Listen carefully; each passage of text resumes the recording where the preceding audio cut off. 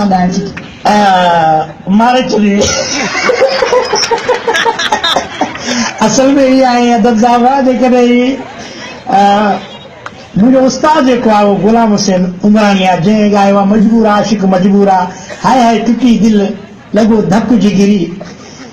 दिलि जले सभु को तो सदाए दिलि जले ऐं जेको आहे सो हरकतुनि खां नथो मुड़ी उहो मुंहिंजो उस्ताद आहे असल में आहे इहे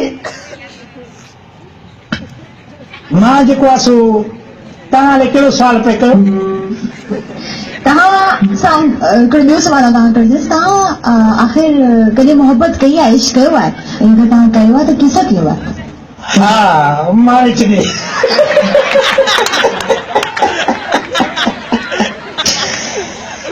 उहो माण्हू ई कोन्हे जंहिं इश्क न कयो हुजे इश्क जेको आहे सो उहा शइ आहे आशिक मजबूर हूंदो आहे जो उस्ताद गुलाम हुसैन ॻायो आहे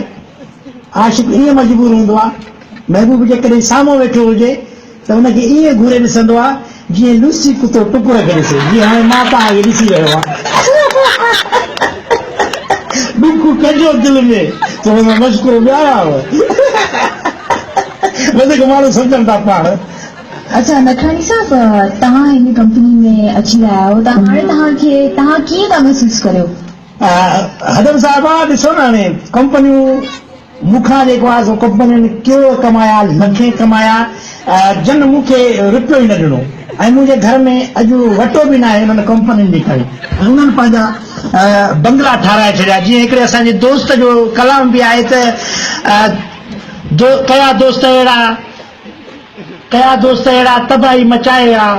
असां हूं उते माण्हू बंगला ठाराए विया पर ही उहा कंपनी आहे जंहिं मूंखे ही टाट जी टोपी वठी ॾिनी आहे जंहिंमें हीरा बि लॻियल आहिनि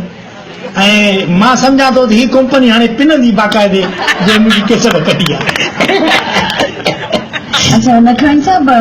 तव्हांजी नज़र में प्यार इश्क छा आहे असांजे व्यूअर्स खे ॿुधायो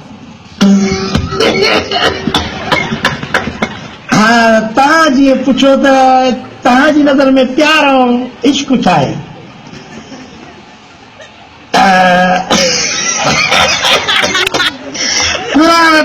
इश्क उहो आहे जेकॾहिं महबूब पंहिंजे असांखे घर दावत ॾे त मस्जिद जो कसम ॿारनि बच्चनि समेत इश्क उहो आहे प्यार उहो आहे नखरानी साहब हाणे हींअर तव्हां असांजे व्यूअर्स खे कहिड़ो कलाम ॿुधायो व्यूअर खे मां ॿुधाईंदुसि कलाम दिल जले हर को आशिक आए दिल जले बाह पे अदब लिखाए दिल जले अच्छा नाज़रीन नखरानी साहब जो कलाम है